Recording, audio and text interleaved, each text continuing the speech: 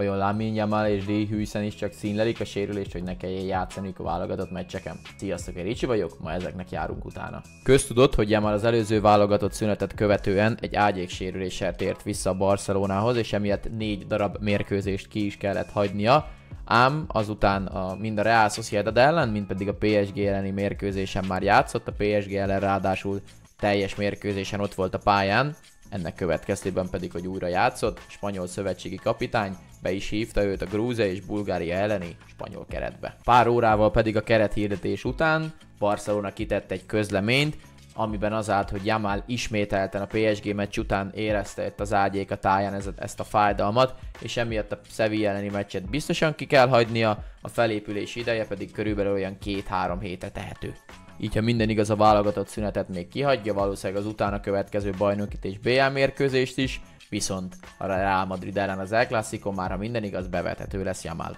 Ez egy igen érdekes történet, ugyanis az előző válogatott szünetet követően volt egy kisebb összezőrenés a spanyol szövetségi kapitány és Hansi Flick között, ugyanis Yamal már jelezte a fájdalmát a válogatott szünet alatt is, ahol az orvosi stáb szimplán fájdalomcsillapító injekciókat adott neki, és közel 180 percet játszották ez alatt a 2 mérkőzés alatt, és mint már említettem, ahogy visszatért innen a válogatott szünetből, ki is kellett hagyni a jó pár mérkőzést.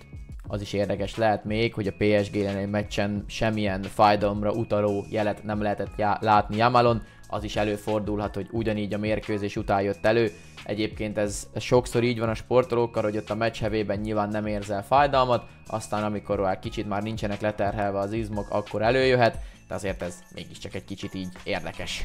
Azt is azért érdemes szem elé helyezni, hogy a Barcelonának mennyire fontos mérkőzések jönnek, és mennyire hasonlítható az össze Spanyolország mérkőzéseivel. Barcelonának ugye lesz majd egy El Clásico, illetve nagyon fontos BL mérkőzések, és a bajnokság is rendkívül szoros, míg a spanyoloknak egy Grúzia, illetve Bulgária elleni VB-selejtező, úgyhogy eddig a spanyolok 2-ből 2 meccset megnyertek, 9 gólt lőttek és egyet sem kaptak, és mind a 2 elkövetkezendő meccs hazai pályán lesz, szóval igazából ezeket Yamal nélkül is be kell húzni a spanyol csapatnak, míg a Barcelonánál azért elég nagy szükség van Yamal játékára, ezt láthattuk.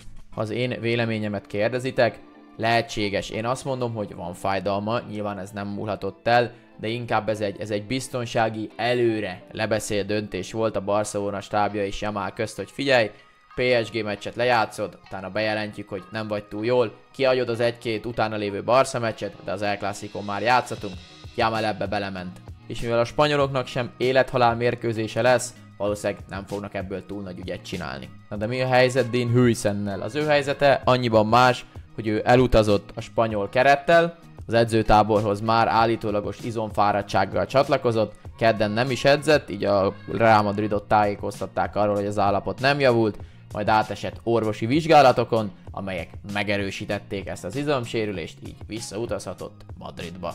És gondolom már rájöttetek arra, hogy ez is egy olyan sérülés, amivel már mindenféle gond nélkül játszhat a Barcelona ellen az El Clásico. Én úgy gondolom, hogy itt is pontosan ugyanaz a helyzet, mint Yamallal. Az, hogy ez mennyire erkölcsös, nem erkölcsös, azt mindenki döntse el magában. Írjátok le kommentbe, hogy ti mit gondoltok erről. Én Barcelona szurkolóként annak is örülnék, ha Petri sem utazott volna el. Reménykedjünk abban, hogy senki nem fog megsérülni, és egy nagyon jó El Clásico-t nézhetünk majd.